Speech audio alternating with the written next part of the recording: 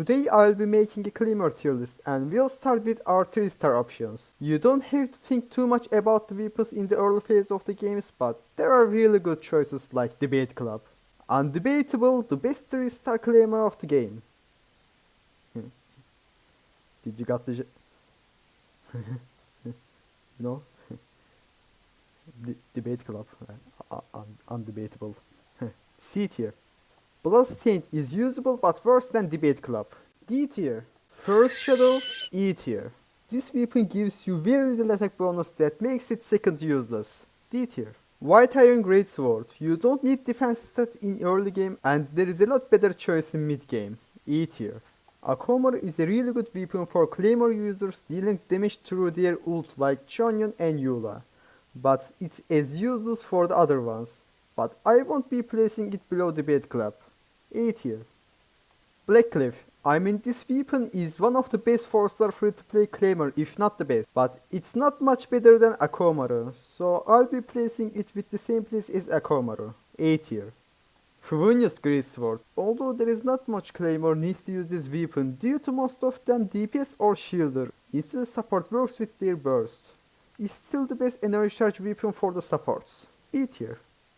Forest Regalia, worse than Favonius. C tier. Japanese Claymore. B tier.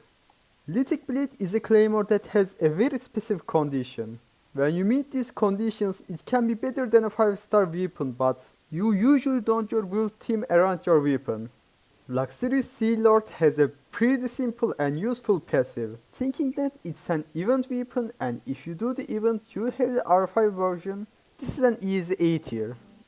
Arabic Claymore, D tier. Prototype Arcade used to be one of the best 4-star Claymore in the game. I mean, it's still good even though it has an useless passive.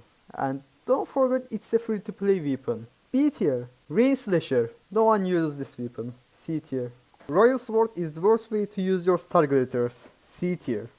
Sacrificial. Pretty good for supporting Claymore users. C tier. By far the best 4-star Claymore in the game.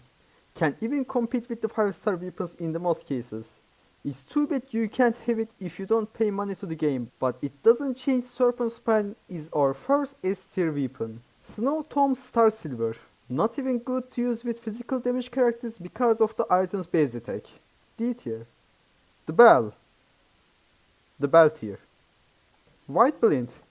This is the only 4-star Claymore that gives defense stats and also a free-to-play weapon. Although this is the best defense Claymore, there are still better options for defense-based Claymore users. A tier. We finally come up to 5-star weapons, and we are starting with the Red Horn. Annie's assist tier. Works really well with the every Claymore DPSs as long as you can provide enough attack buff to them. Skyward Pride is another easy assist tier. Works really well with every Claymore users, provides them a solid base attack, energy charge and pretty well passive. Song of Broken Pines.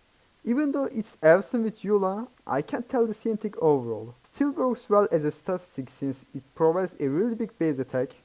Our cool weapon doesn't deserve SS tier. Unforged. A very good weapon if you can activate its passive, but you don't always have a shielder in your team. S tier. Wolf's Gravestone. Not only a really good DPS weapon, it can also increase your team's overall damage. Absolutely SS tier. And our last weapon is Beacon of the Red Sea. SS tier. And yeah, this is the last appearance of our tier list. See you in the next one. Bye bye.